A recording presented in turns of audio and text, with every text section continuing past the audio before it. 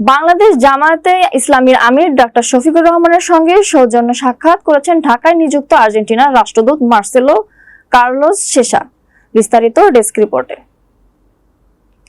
সকাল ৯টায় জামায়াত আমিরের বসুন্ধরার কার্যালয়ে এই সৌজন্য সাক্ষাৎ অনুষ্ঠিত হয়। বৈঠকের শুরুতেই তিনি জামায়াত আমির ডক্টর শফিকুর রহমানের স্বাস্থ্যের খবর নেন ও তার দ্রুত আরোগ্য কামনা করেন। বৈঠকটি অত্যন্ত আন্তরিকতা ও হৃদ্যতাপূর্ণ পরিবেশে অনুষ্ঠিত হয়।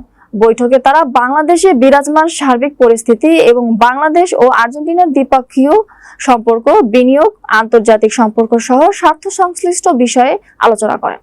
এ সময় রাষ্ট্রদূত ভবিষ্যতে বাংলাদেশের প্রতি তাদের দৃঢ় সমর্থনের কথা পুনর্ব্যক্ত করেন।